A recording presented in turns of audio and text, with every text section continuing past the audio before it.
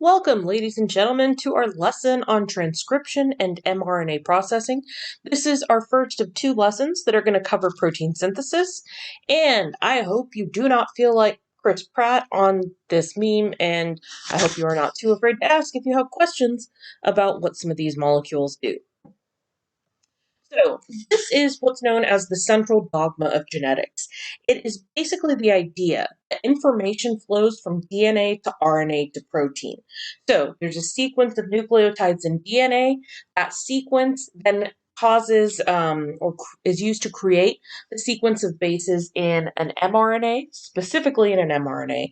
And then that's used by ribosomes and tRNA to create a sequence of amino acids, which is the primary structure of protein.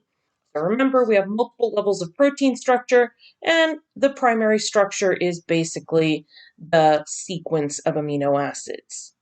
So it's a lot of sequences. And over here, we have the sequence of nucleotides. And that's significant because if you know the sequence of DNA coding for a specific gene, you can use it to predict what the sequence of amino acids in a protein will be. So this is just a couple of diagrams showing you that with the shapes of the molecules. So you have DNA, you have a gene that's encoded in it. The process of transcription produces an mRNA, and then that mRNA out in the cytoplasm is going to be used by a ribosome during the process of translation to make a polypeptide, otherwise known as a peptide, otherwise known as a protein. We're going to go over this in much more detail, but I do want to point out, you go from this kind of language of nucleic acids over here, with your adenines, cytosines, thymines, guanines, and uracils, to this completely different language down here, which is a sequence of amino acids. And that's actually why this step is called translation, because you're going from the language of nucleic acids to the language of proteins. So before we get into the actual processes, let's talk about different types of RNA. So mRNA is the one that we most commonly talk about because mRNAs are they're these complicated, well, not too complicated. They're these structures that are basically going to form the template for a protein. There are, however, other types of RNAs that we're going to talk about that play a very important role in making proteins. Just wanted to point out a few things about this structure. We have a 5' untranslated region, a 3' untranslated region. That's what UTR stands for. And so, for example, if this was an untranslated region, that would mean that this would be the start sequence. And then this would be the stop sequence at the end. So only that part between my two red squiggly lines would actually be part of the protein that's created. And in the case of eukaryotes, which we happen to be an example of, you have to get mRNA transported from the nucleus out to the cytoplasm because it's made where the DNA is and it needs to end up where the ribosomes are. Next, but no less important, are the tRNAs. So tRNAs are the actual RNAs that do the job of translating between nucleic acid language and amino acid language. There are multiple ways to show them. This is a kind of ribbon diagram of tRNA. It shows you some of the complex 3D shape. This is a kind of 3D structure, almost like a ball and stick model, except there are just no sticks. And then this is a kind of flattened structure that you see. Each of them has the same basic important parts.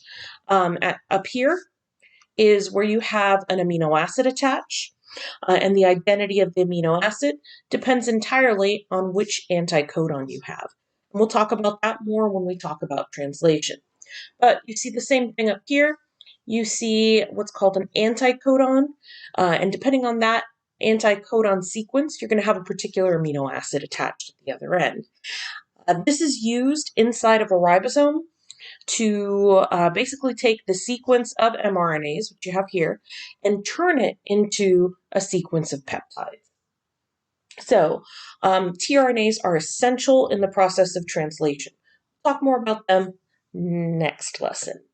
And then rRNAs, or ribosomal RNAs, they make up part of the structure of a ribosome. So ribosomes are made of rRNA and protein. The interesting thing about them, most of the parts of the ribosome that actually are performing like catalytic functions and acting like an enzyme and performing reactions and joining proteins and all of that, joining amino acids, are actually the RNA part. And the protein mostly acts as an outer kind of structural coating, which is pretty cool because ribosomes you could think of as acting like a giant ribozyme. Remember, we talked about ribozymes when we talked about the RNA world hypothesis. So now let's get into the actual process of protein synthesis. A few differences between prokaryotes and eukaryotes. In prokaryotes, these two processes can happen simultaneously because there is no barrier between the DNA and the cytoplasm. So you can have transcription taking place, and you can have translation taking place at the same time. So this process can be sped up quite a bit. You can have transcription initiated, and within a few minutes, you can have copies of the protein already produced floating around in the cell. The process is, as most things are, more complicated inside of eukaryotes. That nuclear boundary does complicate things a bit.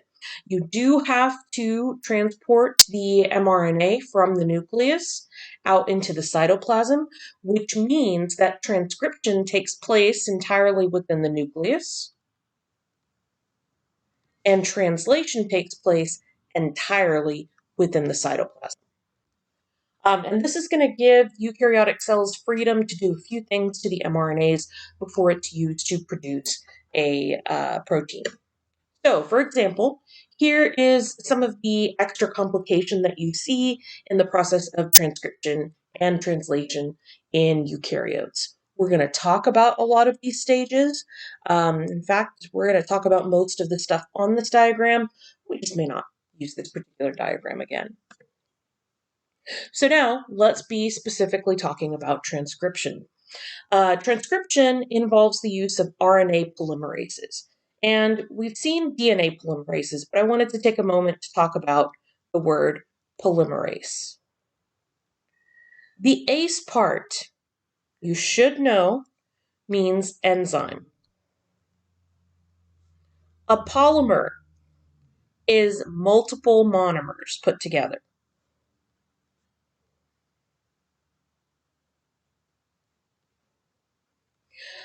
So, like many enzymes, the name tells you a lot about what the enzyme does. It is an enzyme that makes polymers. In this case, it's an enzyme that makes an RNA polymer. The other type of polymerase, DNA polymerase, is an enzyme that makes DNA polymers. And that's the major difference between them as far as definition. Structurally, they are very different. If you remember during DNA replication, you had the entire DNA molecules being separated from each other, and you were splitting everything apart. There was all this complex machinery going on, a whole bunch of different enzymes involved. RNA polymerase is the major enzyme that's involved in transcription. There's, more complication factors, of course, never quite this simple, but this is the major enzyme that's involved. It does the job of a helicase and a similar job to what DNA polymerase does, in that it both unwinds and base pairs and builds a new polymer. So what happens is DNA gets fed into one end. So the DNA is going to go in this direction, and the RNA polymerase is going to go in this direction. One of these strands is going to be serving as what we call the template strand, and it's going to be used to build the copy. It's the one that actually goes inside the active site of the RNA polymerase, and it's the one that has RNA being produced from it. After the RNA is built based on the DNA template, it's going to exit the RNA polymerase on one side, on one part, and then the template strand is going to exit the RNA polymerase through another area. Meanwhile, the non-template strand, which is the one that is not being used to create that RNA copy, doesn't go inside the RNA polymerase at all. It just goes around the outside of it. And then there's unwinding that happens before the RNA polymerase gets there, basically as a result of its action. It causes things to unwind upstream of it. And then once the RNA polymerase passes, it just spontaneously will rewind after that. Okay? So let's talk a little bit more about templates. So there are a couple of different names for the strand that is used to make the to actually make the RNA copy. You can call it the template strand, the non-coding strand, the minus strand, or the antisense strand. And I know it's moderately complicated. However, I want you to be able to see any of those terms and know that what you're looking at is you're looking at your template. And this is what you're building a complementary RNA molecule to. So notice these two do not have the same sequence. They have complementary sequences.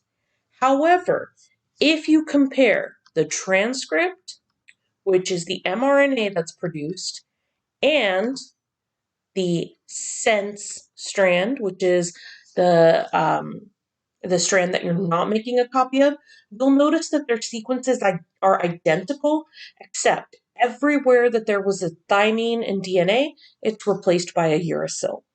Because of this, because it has basically the same sequence, this is called the coding strand.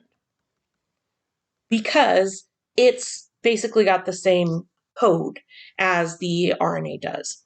And when you're looking at DNA sequences, this is what you actually look at.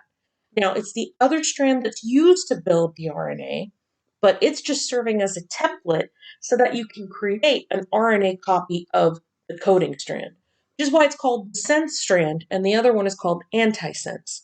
The sense strand is the one that basically would make more sense to a ribosome.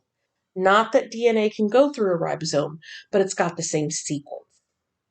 And RNA polymerase, just like DNA polymerase, has to make RNA molecules in the 5' to 3' direction.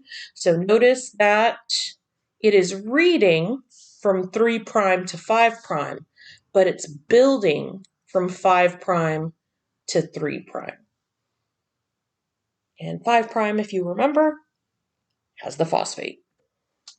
So you can have, in some locations, you can have a sense strand for one gene that's actually complementary to areas of the sense strand of another gene.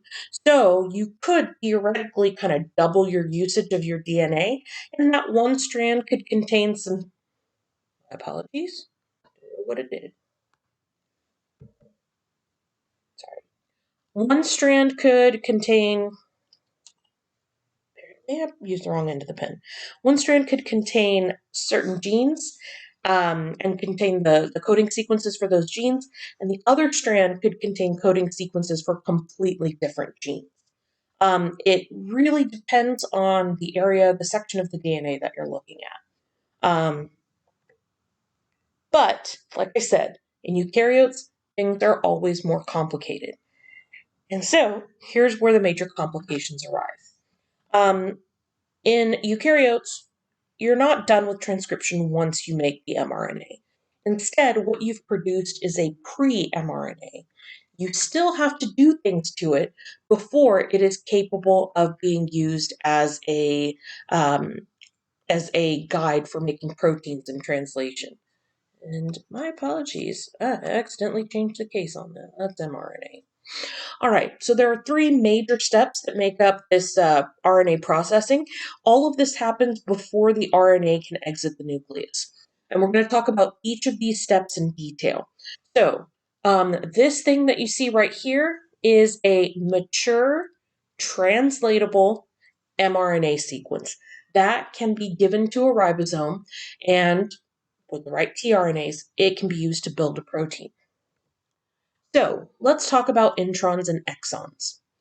Introns, I think of as in-between chunks. These are basically segments of the gene that are not going to be found in the mature mRNA. Instead, they get cut out.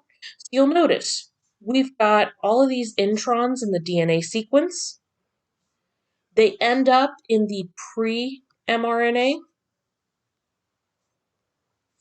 But before this mRNA is going to exit the nucleus, those get cut out. Instead, the only thing that leaves the nucleus are the exons. The exons, by the way, are expressed. So those are going to be the sequences that are going to determine the sequence of a protein. They're going to be in the final mRNA transcript. Talk a little bit more about why that's relevant. Or, well, first let's talk about how that happens. There's a specialized structure called the spliceosome, and it's got a combo of RNA as well as protein, and what it does is it excises the introns. So it basically cuts them out. You have an intron here, it's got probably specific specific regions that have a certain DNA code that's nucleotide sequence that's recognized by the spliceosome. The spliceosome will use that to cut out the introns. The introns can then be broken down, and those nucleotides can be reused to make new RNA. And then the exons are then ligated together, which means they're rejoined to each other. And then you do a couple of other things to the mRNA and it's ready to go. So why go through this trouble? Why have these segments of DNA or these segments of nucleotide in the gene if they're not going to be part of the protein? Well, one of the really cool things is it allows you to use a single gene to make multiple proteins. So humans have somewhere between 20 and 25,000 genes. If you thought, or if like we used to think, each gene only coded for one protein, that would mean your body would be made of only 20 to 25,000 proteins. However, further research has shown that because of the presence of these exons, you can actually use one gene to make multiple versions of protein. So what you see here is a gene that has 5 different exons. You can actually, during splicing, take out not just introns, but for example, to make, let's say, this version, protein B, instead of just taking out this intron and this intron, you take out the whole thing. And when you take that out, you'll, in the final transcript, you will have exon 1, exon 2, exon 4, and exon 5. Now, what ends up happening is each of these exons codes for a specific protein domain. It's a section of the protein that has a specific function. So this protein right here is a membrane protein. This is the actual part that goes into the membrane. This is the part that probably interacts with something on the cytoplasmic side. This right here may be like an active site, catalytic region. This may be for an external ligand to bind. And so if you cut out some of these pieces, you can change the function of the protein. So for example, protein A has all the exons in it. It's got a chunk that sticks it in the cell membrane. It may have a couple of chunks that interact with molecules on the cytoplasmic side. And it may have this region like right here that looks like it's coded for by exon 4. That is basically there to interact with something on the extracellular side. By the way, if you look at the difference between these diagrams, you can kind of tell that this is exons 1 and 2. And this is exon 3, this is exon 4, and this is exon 5. How do I know? Well, because all of them express 1, 2, and 5, and the sections that all of them have in common are those regions I've labeled as 1 and 2 and 5. And if you look at the alternative splices, protein B doesn't have exon 3, and it doesn't have that specific part of the protein. So this allows you a lot of versatility. You can use the same gene to make multiple proteins, which means you don't need as much DNA. Which, as we've talked about, you've got a lot of DNA inside of you. Having to make less of it and deal with less of it can be a benefit. There are 2 more modifications that need to be made before an mRNA can exit the cell. At the 5' end of it, remember, it's made 5' to 3'. It's also going to feed into the ribosome from the 5' end. So, at the 5' end, there is this modified guanine nucleotide that's added. It's called a methyl G cap. The reason why you have to add this, there are a couple of things that it does. One, it's going to help target that mRNA for nuclear export. It's like a signal saying, hey, I'm made, I'm ready to go, let me out into the cytoplasm. It's going to prevent degradation. So your cells, eukaryotic cells, have a number of reasons why they have exonucleases. An exonuclease breaks down a nucleic acid.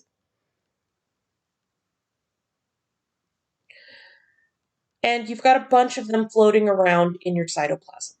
There are 2 reasons for this. One, if you have any sort of virus, DNA, or RNA floating around in your cytoplasm, these guys will target it, they'll break it down, hopefully before it's able to get to your nucleus and start taking over your cell machinery. So part of this is a defense mechanism.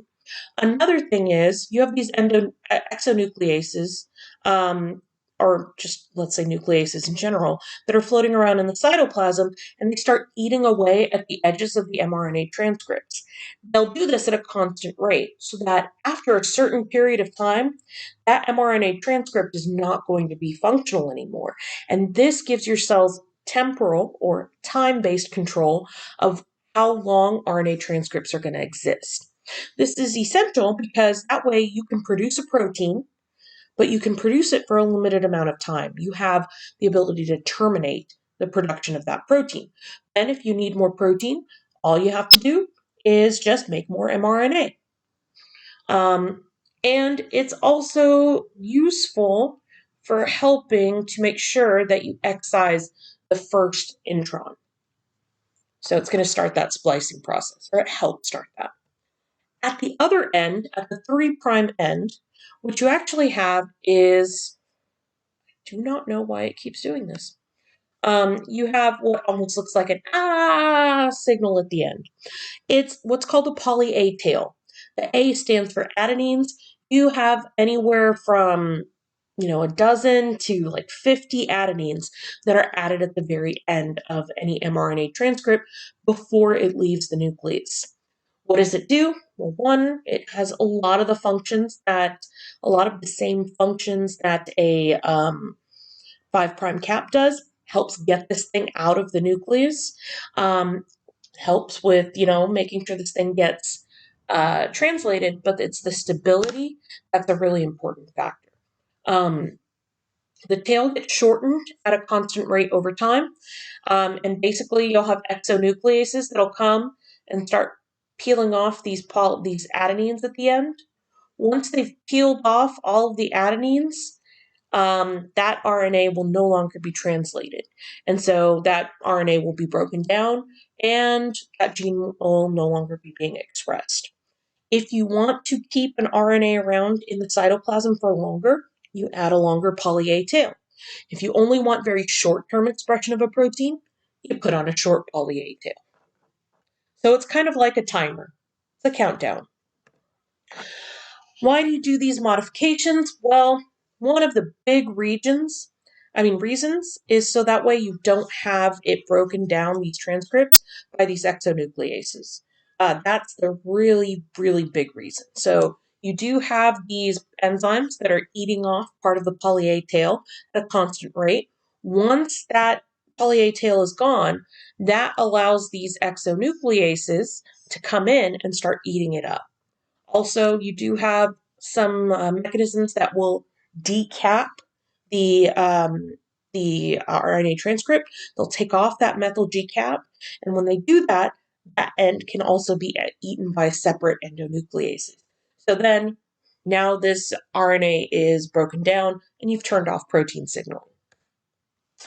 There are some exceptions to the central dogma of genetics, which, if you remember, generally goes from DNA to RNA to protein.